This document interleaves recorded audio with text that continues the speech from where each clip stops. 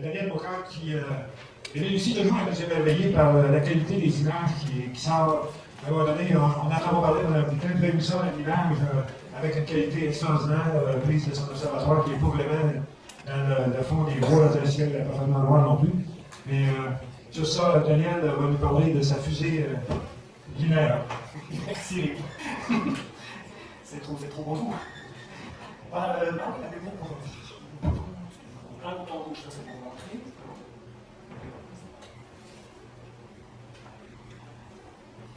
Pour changer.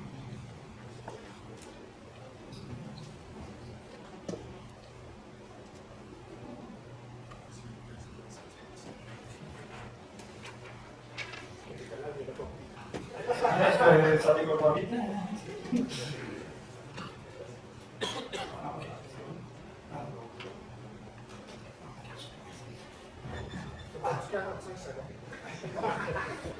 Ça va décoller plus vite. Bon, c'est ça aujourd'hui, deux choses dont je vous parler. La première, on va reparler un peu de planète parce que j'ai tendance à faire les deux. Alors, c'est une petite caméra. Alors, je vous dis tout de suite parce que là, je vais en parler pendant un quart d'heure. Je ne suis pas un vendeur de ça et puis j'ai absolument aucun intérêt financier là-dedans. Mais ça demande, ça se trouve que je cherchais à un moment donné à aller un petit peu plus loin que simplement les webcams qu'on a commencé d'utiliser il y a une dizaine d'années pour faire du planétaire. Et puis je suis tombé, depuis qu'elles sont sorties il y a à peu près 3 ans, sur ces types de caméras qui sont en fait dérivées de nouvelles caméras de surveillance. C'est une compagnie qui a eu l'intelligence de faire un peu de marketing, qui a adapté leur logiciel un petit peu pour les astronomes amateurs. Au départ, c'est des caméras de surveillance. Alors bon, je vous explique un peu ce que je fais avec, pourquoi j'ai choisi celle que j'ai choisie, etc. À la base, ces caméras viennent d'une compagnie, DDSV Imaging Source. Ces petites caméras, ça tient seulement le boîtier, comme ça. C'est des CCD, donc c'est pas des signaux, c'est des CCD. C'est 8 bits, alors il y a plus cher si vous êtes intéressé à avoir du 12 ou du 16 bits, vous avez des numéros et d'autres marques là, mais c'est plus cher, évidemment, ça fait des fichiers beaucoup plus beaux quand vous êtes à 12 bits ou à 16 bits par image. Elles sont pas refroidies, donc je le dirais pour ceux qui voudraient commencer bon marché pour faire le ciel profond, c'est pas le genre de choix que je ferais du tout. Par contre, ça permet une cadence d'image élevée, et puis ça sort des images sans compression, par rapport aux webcams traditionnels. Si vous n'êtes pas bricoleur, vous ne pouvez pas les jouer dans la centrale, là c'est un gros avantage. Donc c'est des caméras qui sont très bien adaptées pour imager lunaire à planétaire, c'est fait beaucoup. Les tailles de capteurs dépendent, alors c'est bon, écoutez, ils leur ont donné des noms qui ressemblent à des plaques minéralogiques, ça c'est pas du tout du marketing, je sais pas pourquoi ils ont fait ça, et il y a toutes sortes d'options. Les capteurs, ça va du petit capteur d'un quart de pouce jusqu'au gros d'un demi-pouce. Et puis vous avez le choix entre des caméras qui sont monochrome, qui n'ont pas de filtre anti-infrarouge non plus, des caméras couleurs qui n'ont pas de filtre anti-infrarouge, et des caméras couleurs avec filtre anti-infrarouge. Alors ça commence vraiment à ressembler à une simple webcam, à ceci près que les images ne sont pas privées. Alors, personne, puis il y en a pour FireWire, USB, puis maintenant c'est l'option qui est une troisième option là, pour le transfert. Personnellement, mon choix est d'aller vers le monochrome parce que je suis convaincu du fait qu'il faut vraiment partir de la sensibilité maximale du capteur. Si vous voulez mettre des filtres, c'est toujours bien d'y mettre après. Et pas de filtre anti-infrarouge parce que je voulais garder la possibilité de faire possiblement d'infrarouge et je ne m'en suis pas privé en effet. Alors pourquoi monochrome? Comme j'ai dit, c'est plus sensible parce que vous n'avez pas les filtres au départ quand vous avez le choix de le faire sans filtre. Le spectre est plus étendu. Donc, vous pouvez imaginer, pour autant que la courbe de réponse de votre senseur le permette, d'aller en infrarouge et en ultraviolet. Quand vous employez un filtre coloré, tous les pixels sont utilisés. Si vous prenez une caméra couleur et que vous mettez un filtre rouge devant, vous avez un pixel sur 4 qui travaille. Les autres sont bloqués. Donc, c'est très embêtant. Et en plus de ça, vous avez cette possibilité de vous adapter au seeing à l'aide de filtres. Bon. Qu'est-ce que je veux dire par là? Ce que j'entends par là, c'est que, d'une façon générale, le seeing, il n'est pas homogène à travers le spectre lumineux. En fait, plus votre longueur d'onde est grande, plus vous allez vers le rouge. Puis l'image est sensible au seeing. Ça vous prend, disons, quelque chose de beaucoup plus mal fichu comme seeing pour aller affecter une onde qui est assez longue. Alors qu'une onde bleue ou même ultraviolette, c'est très très court et le moindre défaut de seeing va l'affecter. La contrepartie, par contre, c'est que vous perdez un petit peu de résolution. Mais dans l'état déplorable du seeing en moyenne au Québec, je dirais que la perte de résolution due au fait d'aller dans le rouge ou dans l'infrarouge quand vous avez un moyen de mauvais seeing est largement compensée par le fait que justement le seeing même est moins sensible. Donc avec une caméra monochrome, vous avez cette souplesse. Alors juste pour vous dire que c'est pas si invraisemblable quand on dit faire de l'infrarouge, on a déjà l'air exotique, en réalité on parle juste d'une bande qui est juste un petit peu au-delà du rouge. Quand vous regardez à travers le filtre infrarouge, vous ne voyez pratiquement rien. Mais on est très proche, donc on ne parle pas de rayonnement calorique, là on est pas vraiment dans la lumière, juste un petit peu après on parle de 740 nanomètres à peu près pour le sens du filtre en question. Et c'est juste pour vous donner l'idée de ce que ça peut faire, ça c'est une lutte, j'aurais certainement perdu. avec une caméra en lumière visible parce que le ceiling n'était vraiment pas bon. Et cette mosaïque-là de deux images que j'ai prises avec la DLK et avec mon CS39 muni d'une barre de fois, je l'ai fait en lumière infrarouge. Donc, disons que ça me ramène pratiquement, dans une nuit moyenne, je peux faire en infrarouge sur la Lune ce que je faisais dans une excellente nuit, où une nuit vraiment bonne, avec tout le spectre visible. Alors ça permet évidemment d'augmenter le nombre de nuits utilisables, et Dieu sait au Québec, Rémi l'a dit tout à l'heure, si c'est précieux. Les inconvénients, évidemment, c'est que si vous voulez faire de la couleur, ça vous oblige à faire le jeu de RGB, utiliser des filtres colorés, et puis pour les planètes, surtout celles qui tournent vite, c'est quelque chose qui est un petit peu embêtant. Par exemple, si vous utilisez un système optique qui n'est pas parfaitement corrigé au niveau de l'aberration chromatique, uniquement à peu près tout ce qu'il y a des lentilles, ça peut vous obliger à utiliser un filtre anti-infrarouge, un bloqué infrarouge, pour éviter d'avoir une dispersion à cause de ça. À travers toutes ces caméras, personnellement, bon, je suis du monochrome, le tout gros capteur ne m'intéressait pas, mais j'avais le choix entre ces deux-là. Ça, c'est les deux modèles qui m'intéressaient, qui sont d'un ordre de grandeur à peu près, je ne sais plus, 450-500, puis dans les 700-750 $ à peu près. Donc, la petite 640-480 pixels et la 31 bit 24, avec des pixels de taille différente. C'est-à-dire que celle-ci a des pixels un peu plus gros, 5.6 microns, et la deuxième, la 31, 4.65. Bon, des plus gros pixels, ça veut dire qu'il faut grossir votre image un tout petit peu plus pour avoir le même rapport d'échantillonnage sur l'image. Cependant, même en tenant compte de ça, il s'avère d'après les gens qui ont fait différents essais que la 21 est plus sensible, même si vous mettez le même rapport d'échantillonnage en harcèlement par pixel, vous avez une meilleure sensibilité sur la 21 par rapport à la 31. Par contre, la 31 a quand même une taille plus grande, elle couvre une surface un peu plus grande.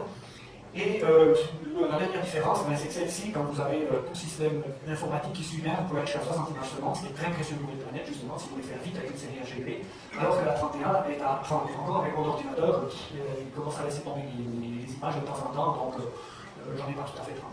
Mais en gros, ce que ça veut dire, c'est que si vous êtes intéressé de façon générale au système solaire, y compris beaucoup les planètes, je vous conseillerais la 21, alors que si la Lune est votre préoccupation principale, là, la 31 est idéale parce que vous couvrez déjà une plus grande surface d'un. Pour ce, alors ça vient avec un logiciel qui est fait pour l'astro, qui permet un excellent contrôle de la caméra. Vous choisissez le type de fichier de sortie et attention à choisir un codec qui vous fasse des images non comprimées, qui prend les très puissants pour le monochrome. Et vous avez la possibilité en ajustant un histogramme, en faisant un fichier d'histogramme, vous visez déjà ce que vous voulez voir, et ça vous permet d'ajuster en fonction typiquement le tempo, c'est bien la caméra, vous pouvez utiliser ça, avoir un maximum d'informations, bien détailler votre histogramme, pas perdre dans le noir ni surtout dans le blanc. Alors attention à choisir une cadence compatible avec le tempo, ça veut dire qu'il ne faut pas choisir 60 images par seconde et faire des images à la 2 secondes. Il n'y a pas besoin d'être dans un rock à virgule pour comprendre que ça ne fit pas. Voilà, en gros, ça j'ai piqué ça sur le site d'Imagine Source. L'histogramme est là et surtout ce que ça vous indique, c'est le bel en jaune ici, ça vous dit tout ça ici, il n'y a aucune information. Donc dans un cas comme ça veut dire que votre image est un petit peu du côté sombre, vous pouvez augmenter un peu le tempo de façon à ce que vous utilisiez mieux la dynamique de votre caméra.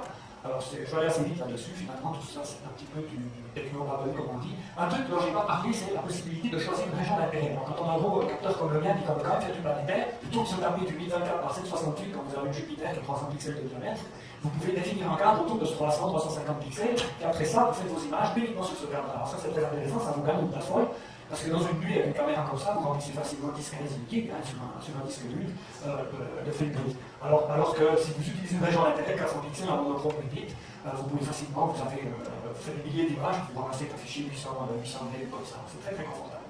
C'est vraiment un truc important. Alors voilà, vous ajustez le nombre d'images par seconde, l'exposition en fraction de seconde, et puis voilà, ça c'est ce que je vous ai dit tantôt. Et puis le gain qui est simplement l'amplification électronique de votre signal. Il faut en tienne le plus bas possible, mais c'est sûr que quand vous êtes dans des eaux classées sombres, vous êtes obligé de jouer un petit peu là-dessus. Alors, moi j'utilise avec mon C9, C9.5. AF10, l'échantillonnage, bon, j'utilise la petite formule qui est écrite ici, ça veut dire 0,41 seconde par pixel à F10. Ça veut dire quoi? Ça veut dire que la résolution, elle est du double de ça, parce que le principe, c'est qu'il ne faut pas confondre les deux. Quand vous avez un échantillonnage de 0,41 arc seulement par pixel, ça veut dire que vous avez besoin de 2 pixels pour séparer deux points qui seraient proches. Donc, au total, ces 2 pixels vont mesurer le double de ça, entre 0,82 secondes. Alors, ça ici, ça veut dire en fait que je ne suis pas totalement à exploiter tout le potentiel du C9 dans la résolution avoisine la demi-seconde, là on est à 0,82. Mais par contre, ça vous permet de faire des images, malgré tout, vous savez, quand on résout quand même en bas de la seconde classe et que le ceiling est bon, ça fait malgré tout de très très belles images et rapidement vous pouvez monter des belles mosaïques. Alors voilà une fraction, c'est une fraction d'une mosaïque d'une nuit absolument légendaire, absolue qu'en fait l'astrophoto cet été, malgré le ciel pourri qu'on a mis cet été, on a été béni le 13 août par une nuit que je ne suis pas prêt d'oublier. J'avais jamais écouté dans les Skychart, c'était bleu foncé à travers la nuit depuis chez moi, depuis minuit jusqu'au matin, j'avais jamais vu ça sur les Skychart, et c'était comme ça. Donc, les nuits, ça ne bouge pas. Combien vous êtes temps là? C'est pas du tout aussi loin que ça. Et tout le temps que les autres ont oublié de gaspiller. Donc, si je veux avoir un échantillonnage qui me permet d'aller jusqu'au bout de la limite de résolution de mon C9, là je vais aller faire un 20, donc nous parlons deux fois, et ça me donne un échantillonnage de 0.2 secondes par pixel, ce qui veut dire une résolution de 0.4. Donc je suis en dessous de mon 0.5, ça veut dire que j'échantillonne correctement. Juste un peu en dessous, c'est pas grave. Trop en dessous, ce sera embêtant parce que là vous sous-échantillonnez, et puis vous perdez la lumière. Mais comme ça, c'est parfait. Et ça permet à ce moment-là d'aller dans notre résolution. Et cette fameuse nuit, elle m'a permis un truc, bon, écoutez, ce genre de choses, après moi, ça arrive 3 fois dans une ville au Québec, parce que on n'a tout simplement pas les villes pour ça. On aller chercher des détails jusque dans la falaise du mur droit, et puis les plus petits cratères, ils ont largement moins que 1 km de diamètre. Donc ça, c'est une nuit, c'est le temps que j'en rêve encore maintenant. Je ne sais pas si ça arrivera de nouveau. Incidemment, ça m'a permis de voir qu'un modeste C9, finalement, ça fait un bon petit bon job quand vous prenez le temps de collimater comme il faut. Et quand je dis collimater comme il faut, mon collimatage une nuit comme ça, je le fais à 1200 fois. Okay, donc, il ne faut pas avoir peur de grossir sous les épaules quand vous faites votre collimation. Mais là, les disques, ils étaient parfaitement sensés. Donc, un bon C9 avec une bonne petite caméra. Mais alors là, je vous livre un secret absolument honteux. Vous savez comment j'ai fait la mise au point là? Exactement, il y a du C9. Pas d'autofocus, pas d'auto, rien du tout, ni même le bébé machin. Bon, voilà. On arrive là.